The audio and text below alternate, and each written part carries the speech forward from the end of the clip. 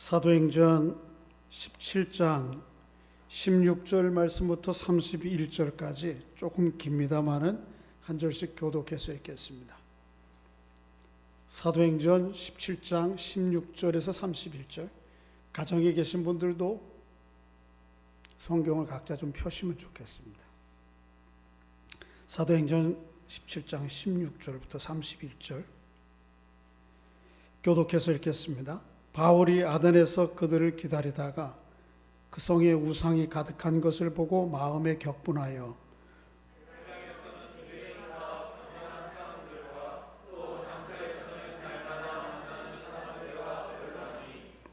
어떤 에피쿠로스와 스토아 철학자들도 바울과 쟁론할세 어떤 사람은 이르되 이 말쟁이가 무슨 말을 하고자 하느냐 하고 어떤 사람은 이르되 이방 신들을 전하는 사람들인가 보다 하니 이는 바울이 예수와 복음을 전하기 때문이로라.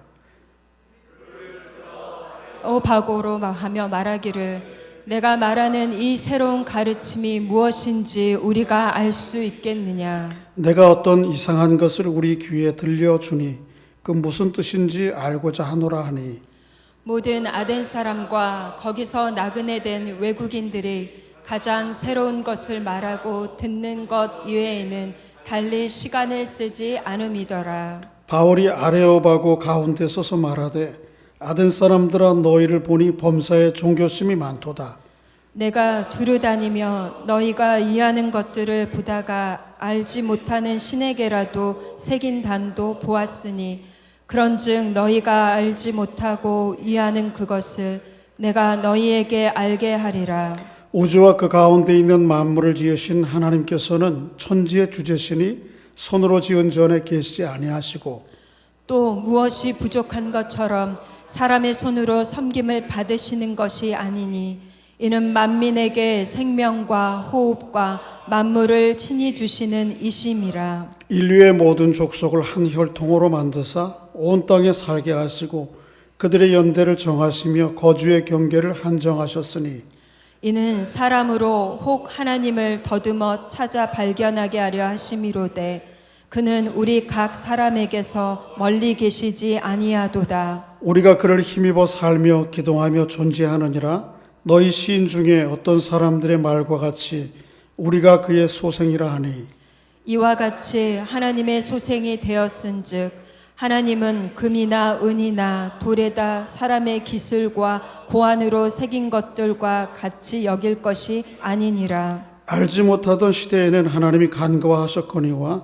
이제는 어디서든지 사람에게 다 명하사 회개하라 하셨으니 이는 정하신 사람으로 하여금 천하를 공의로 심판할 날을 작정하시고 이에 그를 죽은 자 가운데서 다시 살리신 것으로 모든 사람에게 믿을 만한 증거를 주셨음이니라 하니라. 아멘. 방송인이 아니라 평소에 설교하는 것보다 이 마이크를 의식하고 설교하는 게 훨씬 더 저에게 부담이 됩니다. 준비도 좀 하게 되고요. 좀 이해하시고 긴장된 것 같다 하더라도 여러분들이 좀 너그러운 마음으로 얼굴 표정을 좀 대해 주시면 좋겠습니다. 우리는 종종 외모나 또 학력, 사회적인 지위나 능력, 소득 그 무엇 하나 모자랄 것이 없어 보이는 그런 사람들이 성추행이나 또는 문서 위조나 아주 사소한 일들로 인해서 그런 것들이 밝혀져 가지고 한순간에 추락하는 모습들을 보게 됩니다. 이런 사건 당사자들의 그 화려한 말과 또 행동 뒤에 숨겨진 누추한 실상을 보게 되는 것은 참 괴로움이 아닐 수 없습니다. 이 괴로움은 그들 자신이 가지고 있는 이기적인 욕심과 욕망, 이중성 때문에 오는 그런 괴로움만이 아니고 실은 조금 더 깊이 들어가 보면 우리 안에, 여러분과 제 안에도 있는 이기적인 욕심과 욕망, 이중성들에 들킨 것 같은 불편함이, 본능적 반감이 우리 안에 작동하지 않나 그런 생각을 하게 됩니다. 이런 이기적인 욕심과 욕망들의 실상을 좀 파악하고 이거를 좀 잠재워 보려고, 아니면 반대로 이기적인 욕심과 욕망들을 채워보고 이걸 합리화해 보려고 하는 세상의 시도들이 계속 있어 왔습니다. 예를 들면 아주 미신적인 원시적인 우상 숭배, 그 우상을 통해서 자기의 목적, 이기적인 욕심과 욕망을 이루려고 하는 그런 시도들이 있었는가 하면 조금 그럴듯한 모습, 여러 가지 사유와 이론적 옷을 입고 있는 철학, 또 뿐만 아니고 신념 체계로까지 나간 종교, 이런 것들이 다 사실은 어떤 측면에서 보면 우리 안에 있는 이기적인 욕심과 욕망들을 성취하려고, 그것을 또 합리화하려고 하는 그런 시도들이었습니다. 그런데 사실은 이 모든 것들이 그런 것들을 성취할 수가 없었다고 하는 것이 세상의 역사가 보여준 진리고 성경이 말하고 있는 진리입니다. 그 무엇도 우리 안에 있는 욕심과 욕망을 잠재울 수가 없고 뿌리 뽑을 수가 없는 것이죠. 우리 안에 있는 이기적인 욕심과 욕망을 뿌리 뽑는 유일한 길은 인류 모든 사람들이 안고 있는 욕심과 욕망을 자신의 십자가의 죽으심을 통해서 해결하고 또 그 이후에 하나님의 생명으로 살아가게 되는 부활을 세상 가운데 처음 드러내신 예수 그리스도를 통해서만 가능한 것입니다. 그것을 통해서만 우리 안에 있는 아주 근본 뿌리인 이기적인 욕심과 욕망이 다루어지는 것이죠. 그 아들 예수 그리스도를 이 땅에 보내셔서 십자가에 내어주심으로 우리 안에 있는 우리 모든 욕심과 욕망들을 해결하시고자 하는 하나님의 소생, 하나님의 아들로 세상을 살아갈 때에 우리 안에 있는 그 이기적인 욕심과 욕망들은 다루어지게 되는 것입니다. 오늘 본문이 이에 대해서 이야기를 하고 있습니다. 오늘 본문을 통해서 이 사실을 좀 더 세밀하게 살펴보기를 원합니다. 오늘 본문은 사도 바울이 베레아를 떠나서 남쪽 지역, 지금의 그리스의 아테네에 와서 그곳에 행한 행적들에 대해서 기록을 하고 있습니다. 우리가 사도행전을 계속 묵상해 오기 때문에 지도를 다시 한번 보여드리면, 바울이 빌립보 이후에 데살로니가에서 복음을 전하다가 베레아에 가서 복음을 전했고요. 베레아에서 또 유대인들이 반감으로 말미암아 베레아를 떠나서 멀리 아주 일찌감치 배를 타고 아테네로 오게 됩니다. 아테네 옆에는 고린도가 있는데 고린도는 이제 다음 주 18장에 나오는 것입니다. 이 아테네는 이 그리스의 BC 5세기 전부터 있던 아주 중요한 도시입니다. 이 아테네가 이미 로마에 의해서 정치적으로는 속국이 되었지만 이 아테네가 가지고 있는 문화, 언어, 예술, 건축, 이런 것들이 아주 탁월했습니다. 주변에 어떤 세상에 있는 것과는 비교할 수 없는 그런 아주 독보적이어서 로마가 정적으로 지배했지만, 그러나 로마가 오히려 문화적으로는 이 아테네, 그리스, 헬라의 문화와 언어들을 수용해서 사용하게 되는 처지에 이르는 것이죠. 우리가 잘 아는 대로 철학의 시조가 누구죠? 뭐 여러 이론이 있을 수 있겠습니다만은 그래도 일반적으로 소크라테스, 그 다음에 누구죠? 아리스토텔레스, 플라톤. 이 소크라테스, 아리스토텔레스, 플라톤이 다 이 아테네 출신입니다. 그리고 이 아테네에서 가르쳤습니다. 이 아테네에서 죽었습니다. 놀랍죠? 그리고 이 아테네에는 뭐가 있었는가 하면 파르테논 신전이 있었습니다.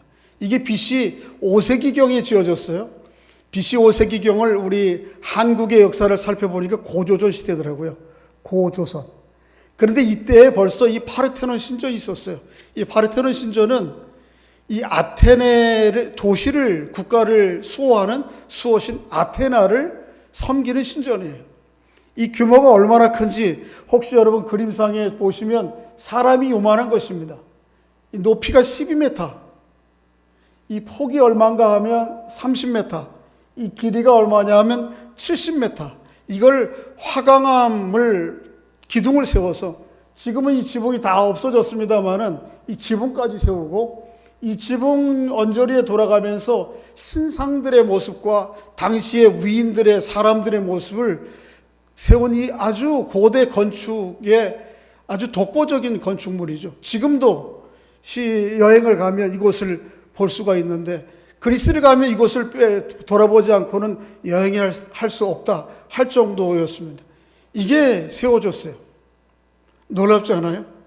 우리 고구려 이전 고조선 시대인데 이때에 이런 탁월한 건축물들이 세워졌다고 하는 것이. 그런데 문제는 이 건축물이 무엇을 위한 건축물이냐는 것이죠. 뭘 건축물이죠?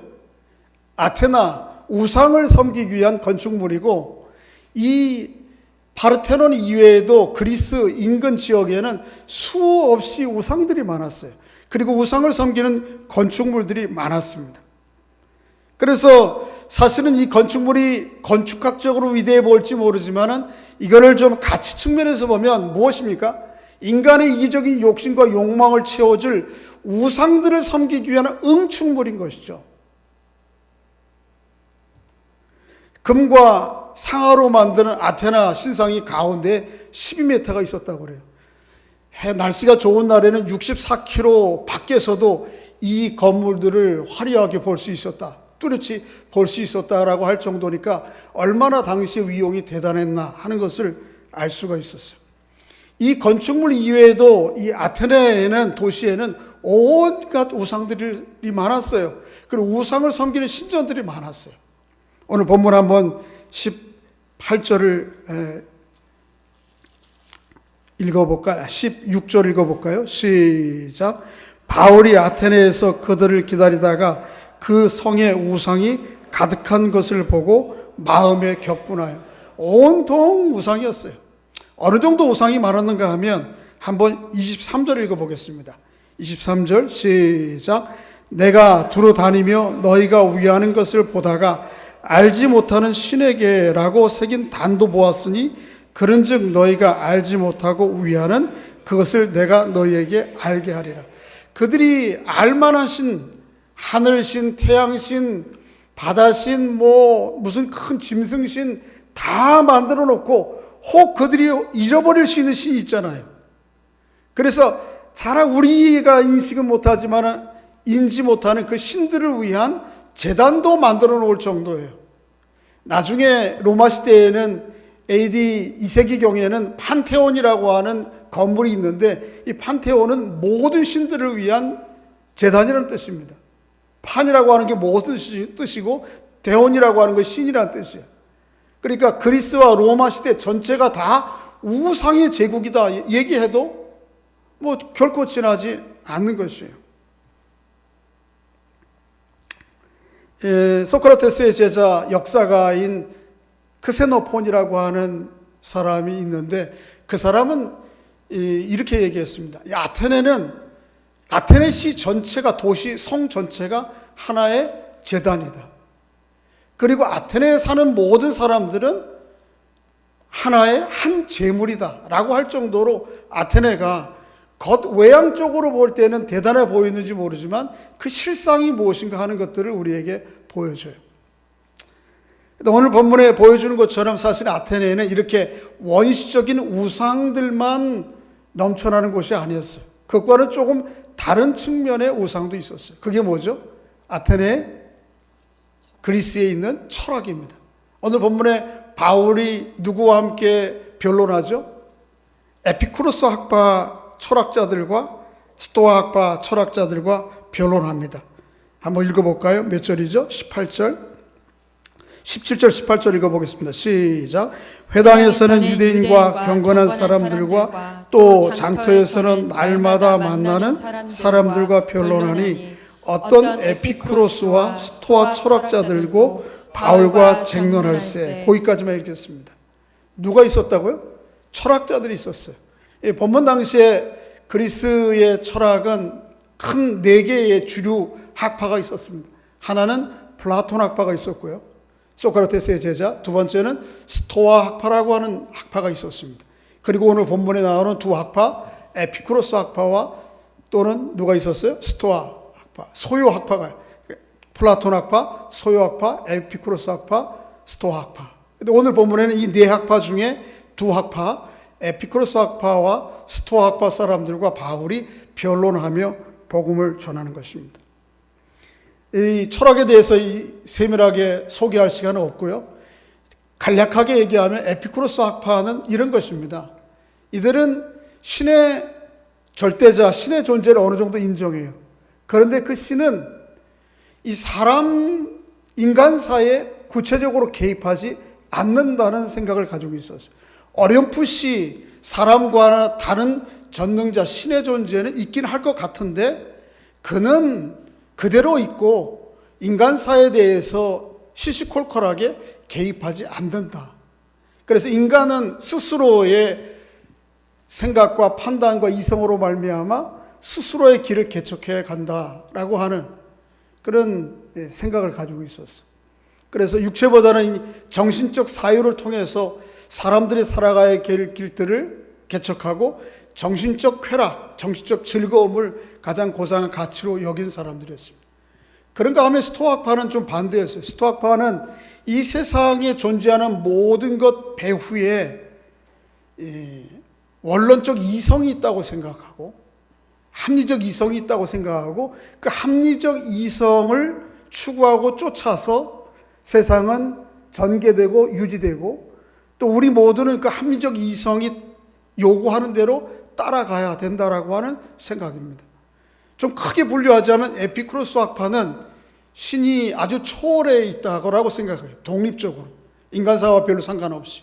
그런가 하면 스토아 학파는 우리 모든 만물 가운데에 이 세상을 운영해가는 아주 합리적 이성들이 존재하기 때문에 그것들을 찾아가야 된다고 하는 일종의 범신론적 성격을 띠고 있는 것이죠. 그런데 오늘 바울이 전하는 예수 그리스도는 사실은 이들과 아주 충돌하는 것입니다.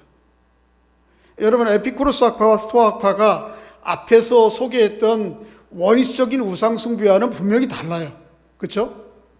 우리가 오늘도 미신적 우상숭배하는 사람들과 철학적 사유를 통해서 삶의 지혜를 찾아가 보려고 하고 자기의 길을 모색해 보려고 하는 것과 동일시할 수는 없습니다만은 그럼에도 불구하고 철학도 결국은 무엇이죠? 하나님을 배제한 신의 존재를 부정하고 자기들의 사유와 지혜를 쫓아서 자기들의 살 길을 스스로 개척해 갈 수 있다. 자기들이 유토피아를 이루어 갈 수 있다라고 생각하는 전제에서 출발하는 것입니다. 세상에 있는 모든 철학은 신의 존재를 부정하는 것에서부터 출발한다고 얘기해도 과언이 아닙니다. 그렇게 보면 무엇이죠? 철학도 일종의 하나님의 관점에서 보면 우상숭배의 한 일환일 뿐이죠. 자기들 안에 있는 욕심과 욕망들을 그럴듯한 옷으로 이론과 사유, 체계를 가지고 합리화해 보려고 그거를 대중화해 보려고 하는 그런 시도들에 불과하다는 것이죠. 그래서 바울은 이 사실을 간파하고 골로새서 2장 8절에서 이렇게 얘기했습니다. 한번 좀 읽어볼까요? 시작. 누가 철학과 헛된 속임수로 너희를 사로잡을까 주의하라. 이것은 사람의 전통과 세상의 초등학문을 따름이요 그리스도를 따름이 아니니라. 그렇습니다. 세상의 모든 철학은 어떤 것입니까? 그럴듯한 사유와 이론의 포장을 갖긴 했지만 결국은 무엇입니까? 자기들의 기정의 욕심과 욕망들을 어떻게 합리적인 방식으로 이론화하고 체계화하려고 하는 일종의 우상숭배에 지나지 않다. 바울은 그렇게 보는 것이죠.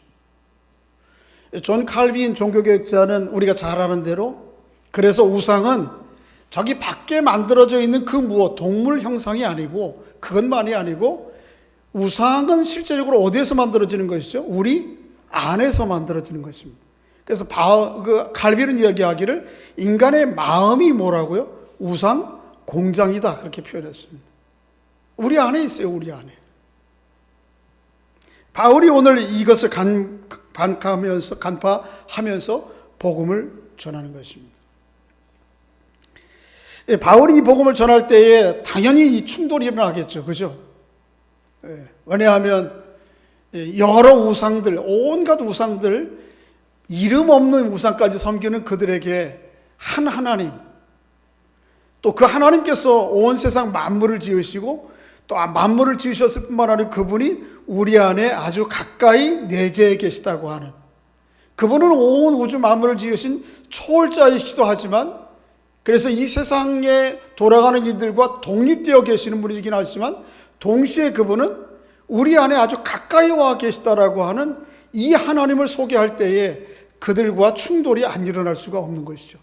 바울이 어떻게 그들에게 하나님을 소개하고 있는지 오늘 본문 24절, 25절 한번 먼저 읽어보겠습니다. 앞에도 스크린에도 준비되어 있는데 한번 읽어볼까요? 시작. 오 우주와 그 가운데 있는 만물을 지으신 여호와께서는 천지의 주제시니 손으로 지은 전에 계시지 아니하시고 또 무엇이 부족한 것처럼 사람의 손으로 섬김을 받으시는 것이 아니니 이는 만민에게 생명과 호흡과 만물을 친히 주시는 이심이니라. 자, 하나님께서 만물을 지으셨다고 할 때에 누가 제일 더 이렇게 좀 알러지 반응을 보였을까요? 에피쿠로스 학파일까요? 스토아 학파일까요? 스토아 학파죠. 스토아 학파는 세상에 존재하는 것은 밖에 있는 그 누구가 아니고 스스로 존재하고 있고 스스로 이 합리적 이성들이 세상을 존재해 간다고 생각하는데 그것과 충돌하는 것이죠. 그래서 그들이 반론을 일으킬 수밖에 없는 것이죠. 근데 바울은 분명히 이야기합니다. 세상이 존재하는 것은 스스로, 오늘 현대적 의미로 생각하면 진화 때문에 오늘 우리가 그 결과로 우리가 존재하는 것이 아닌 것이죠. 뭐 때문에 존재하는 것이죠? 하나님께서 세상 만물을 지으시고 또 만물의 주제로서 지은 모든 존재에게 합당한 생명을 주시는 것이기 때문에 그것 때문에 우리가 호흡하며 살아가는 것이라는 것이죠. 그런가 하면 또 에피쿠로스 학파들이 좀 발끈할 만한 이야기들을 바울은 이후에서 56절, 26절, 27절에서 이야기합니다. 한번 읽어볼까요? 시작. 인류의 모든 족속을 한 혈통으로 만드사 온 땅에 살게 하시고 그의 연대를 정하시며 거주의 경계를 한정하셨으니 이는 사람으로 혹 하나님을 더듬어 찾아 발견하게 하려 하심이로되 그는 우리 각 사람에서 멀리 계시지 아니하도다. 에피쿠로스 학파의 입장은 뭔가 하면 절대자 신이 있기는 있는 것 같은데 그 존재는 인정하지만 그 신은 인간사에 개입하지 않는다라고 생각하는 것이 에피쿠로스 학파 생각인데, 오늘 바울은 그들과 정면으로 반대되는 얘기를 하고 있어요. 하나님께서 인류를 한 혈통을 만드시고 그 민족들이 어디 거해야 될지 거주의 경계를 정하시고 그들의 연대를 정하시는 분이다. 뿐만 아니고 그 하나님은 우리 안에 가까이 와 계시다. 그래서 누구라도 좀 눈을 열면 더듬어 그분을 만나고 경험할 수 있는 분이시다. 이 자리에 와 계신 분이시다 라고 얘기하는 거예요. 초월자로 계시는 하나님일 뿐만 아니고 그분은 우리 안에 내재해 계시는 분이다라고 얘기하는 거예요. 이게 누가 더 민감하게 반응할까요? 에피쿠로스 학파가 충돌할 수밖에 없는 것이죠. 그래서 이들과 함께 충돌이 일어나죠.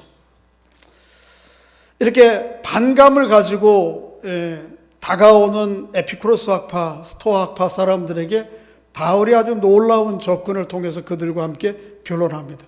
그 사람들에게 아주 익숙한 그들의 철학자들의 이야기, 또 그들의 문화적 배경을 가지고 있는 시인의 이야기들을 인용해서 그들과 변론해요. 그게 28절이에요. 여러분 한번 28절 한번 좀 읽어볼까요? 28절 시작. 우리가 그를 힘입어 살며 기동하며 존재하느니라. 너희 시인 중에 어떤 사람들의 말과 같이 우리가 그의 소생이라 하니. 바울은 두 가지를 인용하는데 먼저 28절에 우리가 그를 힘입어 살며 기동한다 라는 이 말은 BC 6세기의 크레타의 에피메니스라고 하는 시인의 시를 인용한 거예요. 그리고 그 다음에 끝에 보면 우리가 그의 뭐라고요? 소생이다 라고 하는 말은 BC 3세기경에 스토아 철학자 중에 한 사람인 아르토스의 말을 인용한 것입니다. 저는 이것을 보면서 물론 이 성경이 순간에 막 이렇게 즉흥적으로 일어난 사건 기록을 한 것은 아닙니다만은 바울이 에피쿠로스 학파와 스토아 학파 사람들에게 얘기를 하면서 성경에 대한 지식에만 아주 탁월함이실 뿐만 아니고 당시의 모든 문화와 철학에 아주 꿰뚫고 있다는 사람이라는 것을 알 수가 있어요. 그러니까 바울의 그런 박식함과 함께 또 이 복음으로 걸음에도 불구하고 그들에게 얼마나 당당하게 서고 있는가 하는 것들을 오늘 말씀을 통해 깨닫게 됩니다. 한번 봐라. 이 내 얘기만이 아니다. 뭐라고 그런 거죠? 너희 철학자들이 한 얘기다. 뭐라고요? 우리가 그를 힘입어 살며 기도하며 있는 것이다. 우리는 누구로부터 있다는 거예요? 하나님으로부터 있는 것이고, 또 우리는 그저 세상에 편재한 보편적으로 존재하는 모든 사물들 가운데 있는 그런 한 존재가 아니고 뭐라고요? 하나님의 뭐라고요? 신의 소생이다. 세상에 있는 다른 만물과는 다른 존재다라고 하는 것이죠. 이거를 성경이 하나님이 얘기할 뿐만 아니고 사실은 누구도 얘기했다고요? 너희들이 그렇게 추종하는 철학자들이 시인이 이야기한 것이다 라고 바울이 이것을 가지고 변론을 합니다. 여러분 생각에는 어떠세요? 이렇게 하나님께서 초월자이시면서 내재적 존재, 사실은 우리 인간 사이에 이루어지는 모든 일들에 대해서 하나님은 때로 어느 때에 그저 독립적으로 관망자처럼 보이시기도 하세요. 그러나 그분은 또 동시에 어떤 분입니까? 우리 안에 와 계셔서 우리가 그를 통해 살며 기도하며 조금 마음의 눈을 열어 믿음의 눈을 열어보면 어디에나 와 계시는 분이죠. 더듬어 살필 수 있는 분이죠. 그렇게 초월적 존재이지만 우리 아주 가까이에 내재해 계시는 하나님으로 성경은 기록하고 있어요. 그런 대표적인 본문이 뭐죠? 요한복음이죠. 요한복음 1장 1절부터 3절 그리고 14절을 읽어볼까요? 한번 좀 읽어보겠습니다. 시작. 태초에 말씀이 계시니라. 이 말씀이 하나님과 함께 계셨으니 이 말씀은 곧 하나님이시니라. 그가 태초에 하나님과 함께 계셨고 만물이 그로 말미암아 지은 바 되었으니 지은 것이 하나도 그가 없이 된 것이 없느니라. 말씀이 육신이 되어 우리 가운데 거하심에 우리가 그의 영광을 보니 아버지의 독생자의 영광이요 은혜와 진리가 충만하더라. 태초에 뭐로 계셔요? 하나님은 말씀, 우리 말이라는 그저 말, 언어로 계신다 그런 표현인 것 같지만 사실 이거는 당시의 헬라적 그리스적 개념이죠. 초월자로 계시는 분이시다 그런 뜻입니다. 로고스로 계시는 분이에요. 하나님은 초월자세요. 그를 통해서 세상 만물이 지어졌어요. 그러니까 세상 만물이 지어지기 전에 하나님은 원래부터 존재하고 계셨어요. 그런데 그 분일 뿐만 아니라 그분이 14절에 보면 그 초월자 계신 그분이 우리와 같은 내재적 존재인 육신을 입고 우리 가운데 오셨어요. 그리고 우리 가운데 계세요. 이렇게 초월자이신 분이 우리와 같은 인간의 몸을 입고 내재적 존재로 오신 분이 누구시죠? 예수 그리스도시죠. 이게 성경이 이야기하는 신관이죠. 하나님이죠. 바울이 이거를 이야기하고 있는 것입니다. 안타깝게도 아테네 사람들은 이 바울이 전하는 복음에 대해서 그리 긍정적이지 않았어요. 그래서 대부분의 사람들은 바울의 복음을 거절하고 뒤돌아섰습니다. 많은 아주 그 중에 아주 소수만 이 복음을 받아들이고 하나님의 존재를 인정하는 가운데 살아가게 되는 것입니다. 한번 좀 생각해 보세요. 창조주 입장이 생각할 때에 하나님이 모든 피조 세계를 만드시고 그들에게 생명과 삶의 경계를 정하시고 모든 것들을 공급하신 입장에서 볼 때, 창조주 입장에서 볼 때 사람들이 그 아버지 창조주 하나님을 인정하지 않으면 그 아버지 하나님이 보실 수 있는 정의로운 행동은 뭘까요? 그들에 대한 마땅한 뭐죠? 보응이죠. 그건 너무 당연한 것입니다. 낳은 아버지, 부모를 인정하지 않는 자녀들에게 돌아갈 보응은 마땅한 거예요. 진노예요. 그게 정의해야 돼요.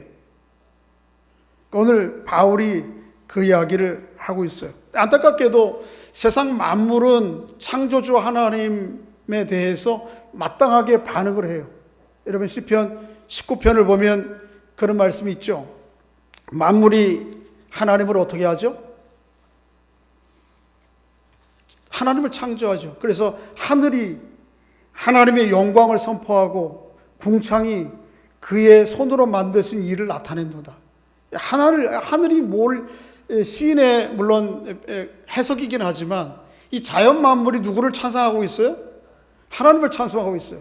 날은 날에게 말하고 밤은 밤에게 지식을 전해요. 날과 시간이 시간 사이에 어떻게 대화를 하겠어요? 의인법이긴 하는데, 그런데 이 공간과 시간이 뭐에 대해서 얘기하고 있어요? 하나님에 대해서 얘기하고 있어요. 그래서 이 공간 자체를 통해서 하나님의 영광을 드러내고 시간은 시간을 통해서 말을 해요.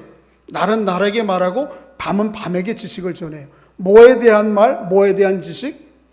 이 세상 모든 것을 존재케 하시는 그 하나님을 찬양하는 이야기를 전하고 있단 말이에요. 그걸 찬양하고 있어요. 그러니까 세상의 모든 만물, 공간이, 시간이, 존재하는 모든 것이 하나님을 찬양해.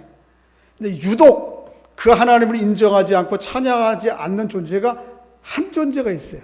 그게 누구죠? 사람이에요. 사람이에요. 세상 만물은 공간도 시간도 다 하나님을 노래를 하고 찬양하는데 유독 하나님만 그 세상 모든 만물 가운데에서 마치 왕관을 씌워서 만들어 놓은 인간, 세상의 어떤 피조물과는 비교할 수 없는 놀라운 창조물인 인간은, 사람은 하나님을 인정하지 않아요. 놀라운 일이에요. 바울이 그것을 로마서 1장 20절부터 23절에 이렇게 탄식하며 기록하고 있습니다. 한번 읽어보겠습니다. 앞에 시작.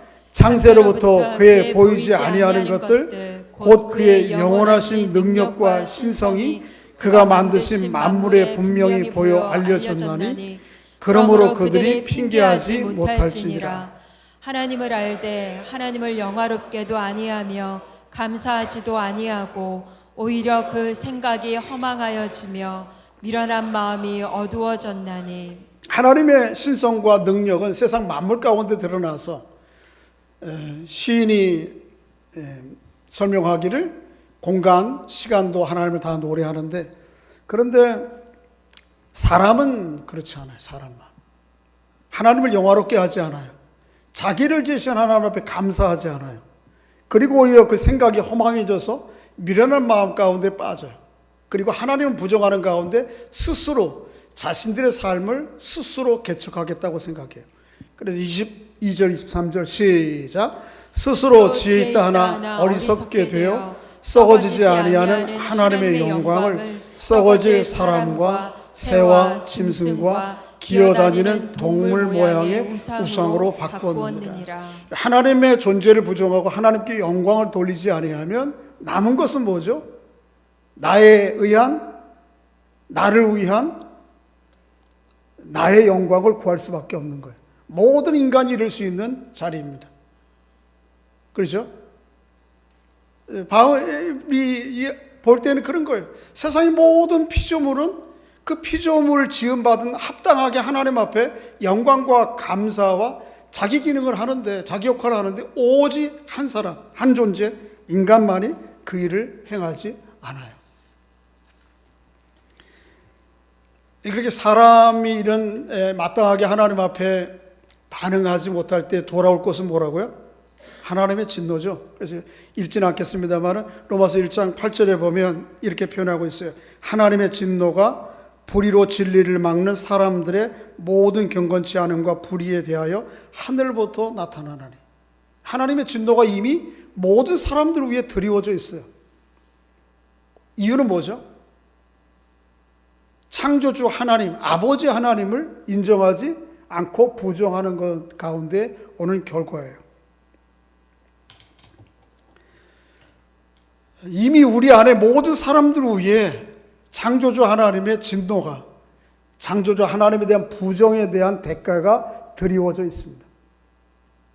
단지 그것이 쏟아져 내리지 않는 것은 이미 드리워져 있지만 하나님께서 그것을 뭐하고 있을 뿐이죠? 유예하고 있을 뿐입니다. 그러므로 여러분과 저 세상에 있는 모든 사람들이 가장 시급하고 중요한 것은 뭐죠? 빨리 그 하나님께로 돌아가는 것입니다. 빨리 그 하나님을 인정하는 것입니다. 이미 드리워져 있어요. 오케이 하면 쏟아져 내리는 거예요, 그 진노가. 바울이 그것을 오늘 본문 가운데서 간청하고 있죠. 30절 읽어보겠습니다.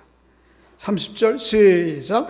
알지 못하던 시대에는 하나님이 간과하셨거니와 이제는 어디서든지 사람에게 다 명하사 회개하라 하셨습니다. 알지 못하던 시대, 이 사실을 몰랐던 시대까지는 하나님이 유예하시는 거죠. 그러나 이 복음을 전해 듣고 이 사실을 알았음에도 불구하고 여전히 그 하나님께로 돌아오지 않는 사람들에게는 어떻게 하는 것이죠? 하나님의 진노가 쏟아져 내리는 것이죠. 그러니까 속히 뭐 해야 되는 것입니까? 회개, 하나님께로 돌아서는 일이 우리들에게 시급한 것입니다. 여러분과 제가 뭐 이것저것 다 중요하지만 정말 중요한 것은 무엇입니까? 나를 지으시고 내 생명을 공급하시고 내 인생을 끝까지 좌우하시는 하나님께로 돌아서는 일입니다. 날마다 이걸 돌아서야 돼요. 그렇지 않으면 무슨 늪에 빠지죠? 아테네 사람들처럼, 세상 모든 사람들처럼 여전히 우상의 늪에 빠져요. 그리고 그 결과는 하나님의 진노와 심판일 수밖에 없는 것이죠. 바울이 하나님께서 이것을 유예하시면서 우리들에게 시급하게 회개하라고 돌이키라고 하는 이유와 분명한 증거를 제시해요. 그게 뭐죠? 십자가에 죽으시고 부활하신 예수 그리스도예요. 한번 좀 31절 읽어보겠습니다. 31절 시작. 이는 정하신 사람으로 하여금 천하를 공의로 심판할 날을 작정하시고 이에 그를 죽은 자 가운데서 달리 살리신 것으로 모든 사람에게 믿을 만한 증거를 주셨음이니라. 이유와 증거가 나타나 있어요. 우리가 하나님 앞에 속히 돌이켜서 회개해야 될 이유는 뭐죠? 그 심판에 대한 구체적인 계획이 이미 실행되고 있다는 것이에요. 어떻게 실행되고 있습니까? 하나님이 그 심판의 주체가 될 정하신 한 사람이 이미 결정되었어요. 그가 누구죠? 예수 그리스도예요. 하나님의 심판은 심판하시겠다 이 얘기가 아니고 이미 그 심판에 대한 구체적인 타임 스케줄이 진행되고 있어요. 카운트다운이 되고 있어요. 그 정하신 분이 예수 그리스도를 통해서 이 일이 이루어져요. 그리고 이것이 단지 유대인뿐만 아니고 이방 모든 사람들에게 적용될 것이라고 하는 분명한 증거를 제시하셨어요. 그게 뭐예요? 십자가의 죽으심 이후에 부활하신 예수 그리스도예요. 예수 그리스도가 십자가에 죽으시고 부활하셨다고 하는 이 얘기는 유대인들만 아니고 이방인들에게도 모두에게 하나님의 심판을 모면할 수 있느냐 모면하지 않을 수 있느냐를 결정하는 결정적인 증거예요. 여러분 재판을 하다 보면 스모킹 건 요즘 그런 말 유행하던데 그죠? 무슨 어떤 사건들이 막 일어날 때 이게 긴가 망가 이러고 있다가 결정적인 스모킹 건 하나가 나오면 이 범죄 행위가 확연히 결정되잖아요. 그런데 예수 그리스도의 십자가와 부활의 사건이 바로 그렇다는 거예요. 하나님의 최종적인 심판의 결정적인 스모킹 건이에요. 이 증거 앞에 부정할 사람은 아무도 없어요. 이방이든 유대인이든 상관없어요. 많이 배운 사람이든 못 배운 사람, 철학이 있든 아주 미신적 우상을 섬기든 상관없어요. 예수 그리스도의 십자가의 죽으심과 부활의 사건이 하나님의 심판을 모면하느냐 그렇지 못하느냐에 따른 결정적인 증거예요. 이것 때문에 바울이 속히 서둘러 하나님께로 회개하고 돌이키라고 얘기하고 하나님 앞에 나오라고 이야기하는 것이죠. 여러분, 예수 그리스도의 십자가의 죽으심과 부활은 너무 명백한 하나님의 심판과 사랑의 사건입니다. 이중적 의미를 가지고 있죠. 그래서 이 십자가의 부활의 사건을 받아들이는 사람들에게는 지금까지 어떤 삶을 살았는지, 우상 숭배하며 살았는지, 우상이 아주 늪에 빠져 살았는지 상관없지만 모두 다 하나님께서 뭐로 만들어주세요? 자신의 소생으로 만들어주세요. 그러나 여전히 이 분명한 하나님의 증거, 온 우주 만물 가운데 드러난 증거, 유대인들에게만 아니고 모든 이방인들 가운데 드러난 십자가의 죽으심과 이 부활의 증거, 이 증거를 부정하는 사람은 여전히 자기 길을 가는 거예요. 하나님이 이미 드리워진 그 길을 갈 수밖에 없는 것이죠.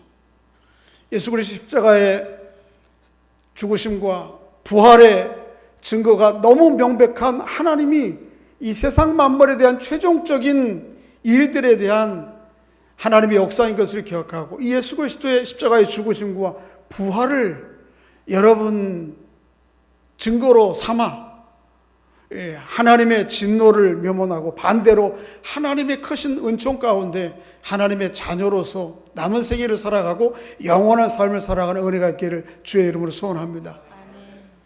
안타깝게도 세상은 그런데 이 복음에 대해서 그렇게 긍정적이지가 않아요. 오늘 본문에 보면 복음에 대한 세 가지 반응이 나와요. 한번 좀 오늘 본문을 읽지 않았습니다만은 이제 마지막으로 한번 읽어보겠습니다. 32절 읽어볼까요? 32절 시작. 그들이 죽은 자의 부활을 듣고 어떤 사람은 조롱하고 어떤 사람은 일에 대하여 내 말을 듣겠다 하니 32절에 보면 두 가지 반응이 나와요. 첫째는 그들 중에 죽은 자의 부활을 듣고 어떤 사람은 뭐하죠? 조롱해, 즉각적으로 리젝트, 반대, 거절해요. 그런가 하면 그들 중에 아주 소수긴 하지만 어떤 사람들은 어떻게 하죠? 이 일에 대하여 내 말을 어떻게? 다시 들어보겠다. 이건 뭐예요? 아직 유보하는 거예요. 판단을 유보하고 조금 더 연구해 보겠다, 탐구해 보겠다, 이런 사람들이 있어요. 그런가 하면 34절에 읽어보겠습니다. 시작. 몇 사람이 그를 가까이 하여 믿으니 그 중에는 아레오바고 관리 디오누시오와 다말이라고 하는 여자와 또 다른 사람들도 있었더라. 아레오바고 관리가 30명이었는데 당시에 관원들이 그 중에 한 명 누구죠? 디오누시오와 마리오라고 하는 다말이라고 하는 여자, 그리고 이름 밝혀지지 않는 소수만 복음을 받아들여요. 이게 복음에 대한 세상의 반응이 실상이에요. 제가 도표를 만들어 봤는데 이런 것이죠. 32절의 전반부를 보면 죽은 자의 부활을 듣고 조롱해요. 이걸 복음을 즉각적으로 어떻게 하는 거죠? 거절하는 거예요. 리젝트 하는 거예요, 영어로.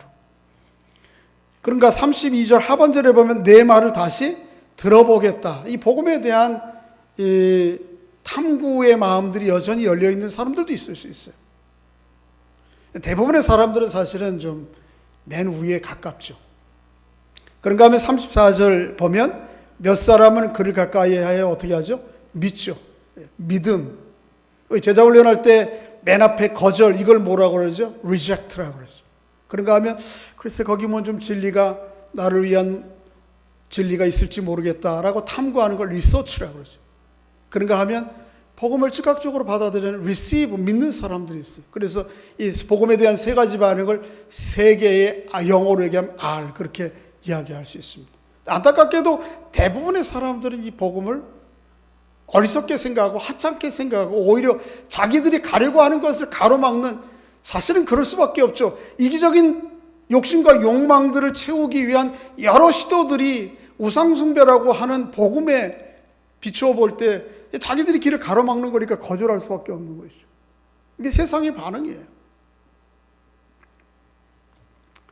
안타깝게도 대부분의 많은 사람들은 바울이 전하는 복음을 듣고 하나님께로 돌아와 하나님의 신의 소생이 되지 않고 다시 어디로 돌아갔죠? 다 파르테논으로 돌아갔어요.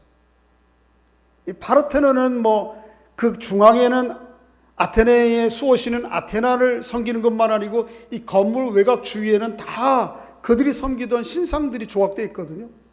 지금 이게 대부분 대형 박물관, 프랑스의 루브르 박물관 이런 데 가 있어요. 이 사람들이 그 지역을 지배할 때 다 약탈해 갔어요. 약탈해 갔다 그러면 안 되는가? 사갔다 그래야 되나? 몇 개 안 남았어요, 여기에는 사실. 그런데 실제로 가보면 그 조각상 하나하나가 참 놀랍게 아름다워요.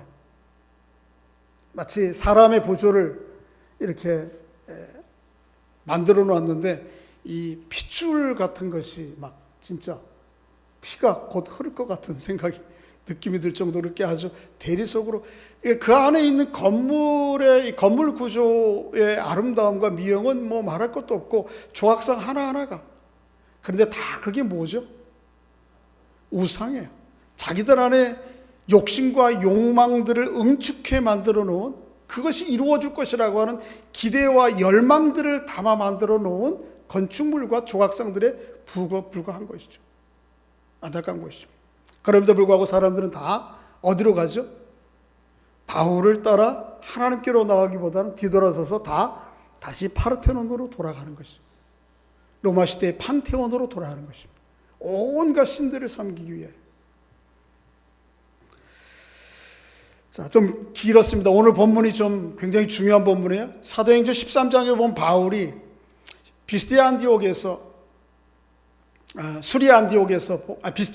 복음을 전해 유대인 회당에서 13장에 나오는 바울의 선교가 아주 멋진 설교입니다. 놀라운 선교예요. 누구에게? 유대인들을 향한 설교의 아주 전형이고 모델이에요. 그러니까 오늘 본문 17장은 이방인들을 향한 설교를 어떻게 할 것인가 라고 하는 설교학 교과서에 제일 먼저 나와야 될 설교예요. 그게 놀라운 설교예요. 이걸 일일이 짧은 시간 안에 좀 이렇게 개략으로 살펴본 것이 쉽지 않았는데, 이제 정리를 하면 이런 것입니다. 우리들에게 묻는 것이에요, 바울은. 하나님 우리에게 요청하는 것입니다, 이 시간. 여러분들은 우상 공장으로 살기를 원하십니까? 아니면 신의 소생으로 하나님의 아들과 딸로 살기를 원합니까? 이 둘 중에 어떤 삶을 살 것인가를 선택하라는 것이죠. 한 하나님을 섬기지 아니하면 우리도 예외 없이 아테네 사람들이 눈에 보이는 것 보이지 않는 유무형의 우상들을 살아가며 평생 섬겨가면서 살았던 것처럼, 또 아니면 우리 스스로가 우상 공장을 스스로 만들어내어서 그것을 채우기 위해서 나의 욕심과 욕망을 채워줄 것이라고 인생을 따라가는 그런 삶을 살아갈 수밖에 없어요. 그 우상 공정으로 인생을 살아갈 것인가, 신의 소생 하나님의 아들로 세상을 살아갈 것인가를 선택하라는 거죠. 아테네 본문 당시 시대와 오늘 이 시대가 상당한 공간적 간극이 있고 시간적 간극이 있습니다. 그럼에도 불구하고 인간의 본성은 변한 게 없다는 생각이 들어요. 이미 2500년이 지났어요. 2000년이 훨씬 지났어요. 그 당시나 오늘이나 또 우리보다는 비행기를 몇천 킬로를 넘어가야 되는 저 그리스 아테네인데 오늘 동방에 사는 이곳이 아니더라도 세상에 있는 모든 사람들이 시간과 공간을 초월해서 인간의 본성은 변한 게 없어요. 여전히 우리는 뭐를 쫓아가 살아가요? 이 우상을 쫓아 살아가요. 여러분, 그리스 로마의 신화에 보면 여러 신들이 많이 나오거든요. 가장 대표적인 게 무엇입니까? 돈과 부를 제공해주는 우상이 누구죠? 만몬이에요. 만모나. 그 당시에 있던 우상이에요. 신이에요. 신화에 나오는 돈과 부를 제공해주는 신, 우상, 만모나. 술, 쾌락, 마약을 통해서, 중독을 통해서 자기 심리적 정서 기분을 좋게 해주고자 하는 신이 누구죠? 마커스죠. 아니, 바카스. 우리나라 어느 제약회사에서 이 이름을 따서 드링크제를 만들었잖아요. 그래서 여태 그 회사가 아마 이 바카스 때문에, 우리는 바카스지, 바카스. 그것 때문에 세워졌을 거예요. 큰 기업이 됐을 거예요. 그게 뭐예요? 술과 마약 또는 기분 정신적인 여러 가지가 있겠죠. 그 당시에는 술이 대표적인 게 좀, 지금은 또 굉장히 여러 가지 많은 여기에 속한 것들이 많아요. 그게 바꿨어요. 그런가 하면 성과 자기 안에는 욕종을 채워줄 수 있는 신, 그럴듯하게 묘사되기는 했지만 그게 뭐죠? 비너스와 아프로디테, 비너스 미의 신. 저도 오늘 좀 화면이 잘 어둡게 나온다고 그래서 오늘 치장을 하고 왔습니다. 아시겠어요? 파운데이션이라는 걸 발라봤어요. 여자분들이. 남자들도 바른다고 그랬어요. 이게 어디에 온 거예요? 비너스와 육체적인 아름다움을 얘기하는 거예요. 뭐예요? 아프로디테예요. 여전히 오늘 남자도 마찬가지였어요. 남자들 얼마나 화장이 많이 나오는지, 그 얼굴을 아름답게 하고 또 몸매를 아름답게 하고 해서 식스팩 이런 거 만들려고. 이게 지금 있던 게 아니고 이미 그때부터 있던 거예요. 온갖 종류의 권력의 우상, 그게 뭐죠? 마르스라고 하는 우상이 있었어요. 정치적 권력, 경제적인 권력, 지식의 권력, 세월의 권력, 모든 것들을 포함해서 이게 마르스예요. 그런가 하면 요즘 이 건강의 문제가 우리에게 아주 심각한 문제잖아요. 위생의 문제. 이 힘과 건강의 우상이 누구였죠? 헤라클레스예요. 이미 그 당시에 있는 거예요. 오늘은 우리가 헤라클레스나 마르스나 바커스나 만몬이라고 하는 것을 이름에서 만들어 놓고 섬기지 않지만 실제적으로 우리의 마음 한복판에 와 있는 것들이 이런 우상들인 것이죠. 그러니까 그렇게 보면 2000년 전에 아테네, 그리고 그들이 섬겼던 인간의 본성과 오늘 우리의 본성은 결코 변한 게 없어요. 결정하셔야 됩니다. 하나님을 섬기지 않으면, 그래서 그 하나님의 소생으로 살아가지 않으면 우리는 여전히 우리 삶의 시즌마다 여러 얼굴로 등장하는 우상들이 있어요. 그 우상들을 섬길 수밖에 없어요. 20대는 이 미의 우상, 이 건강의 아름다움의 외적인 외모의 우상이 아주 굉장히 강력하게 지배하죠. 30, 40대가 되면 뭐가 지배하죠? 이 재물에 대한 만몬의 우상이 지배하죠. 50, 60대가 되면 뭐가 돼요? 40, 50대가 되면 뭐가 지배합니까? 권력에 대한 욕구들이 우리 안에 일어나죠. 60대, 70대, 80대가 되면 뭐가 지배합니까? 헤라클레스, 건강에 대한 우상이 최고죠. 다 필요 없어. 건강하기만 돼. 그러니까 우리의 삶의 시즌마다 새로운 얼굴을 하고 우리의 상황 가운데 이 우상들은 계속 등장해요. 하나님을 섬기지 않으면 그 우상들을 따라 시간 그때그때마다 내 세월을, 인생을 낭비할 수 있고 탕진할 수밖에 없는 것이죠. 그 결과는 참 비참한 거예요. 이 아름다운 놀라운 생명을 주시고 삶을 주신 하나님의 의도를 전혀 반영하지 못하는 삶을 살아가게 되는 것입니다. 여러분, 한 하나님만을 섬기시기를 바랍니다. 한 하나님, 여러분 우상의 종이 되지 말고 신의 소생으로 세상을 사시기를 바랍니다. 우상들의 종이 아니고요, 신의 소생인 하나님의 자녀로 세상을 사시기 바랍니다. 너무 분명한 하나님의 외적인 증거, 우리의 하나님의 자녀라고 하는 분명한 증거, 십자가에 죽으시고 부활하신 예수 그리스도를 내 인생의 지형짐을 삼아서, 내 인생의 골목마다 좌표 삼아서 하나님의 소생으로, 하나님의 자녀로 이 남은 생애를 살아가는 여러분과 제가 될 수 있기를 주의 이름으로 축복합니다. 아멘. 이 시간 우리 함께 좀 기도하겠는데, 기도 제목 2가지 좀 가지고 기도하겠습니다. 한번 좀 말씀을 생각하시면서 한번 좀 기도할 것은 한번 읽어볼까요? 시작. 우리를 우상 숭배에 빠지게 하는 우리 안의 이기적 욕심과 욕망을 참 빛 대신 예수 그리스도의 조명 아래 밝히 볼 수 있도록 도와주옵소서. 신의 소생, 하나님의 자녀된 사람으로서 오직 하나님만을 경외하며 살아가게 하옵소서. 두 번째는 오늘 우리 상황들을 좀 고려하면서 코로나 바이러스 퇴치를 위해 시작. 하나님, 코로나 바이러스를 속히 물리쳐 주옵소서. 특별히 심한 고통을 겪고 있는 대구를 비롯한 인근 지역 주민들을 위로하여 주옵소서. 바이러스 퇴치를 위해 수고하는 모든 이들에게 지혜와 능력을 더해 주옵소서. 이 2가지를 생각하시면서 한 1, 2분 같이 각자 기도한 후에 마치겠습니다. 기도하겠습니다. 아버지 하나님, 참 어려운 상황 가운데서도 또 이렇게 좋은 미디어의 환경을 허락해 주셔서 한 마음으로 하나님을 찬양하며 또 말씀을 들을 수 있도록 은혜를 베풀어 주시니 감사합니다. 하나님, 그렇습니다. 주신 말씀처럼 우리가 하나님만을 바로 섬기지 아니하면 우리의 생애 시즌마다, 상황마다 여러 얼굴을 둔갑하고 등장하는 우상들의 종이 될 수밖에 없는 것을 오늘 말씀을 통해 깨닫게 해주시니 감사합니다.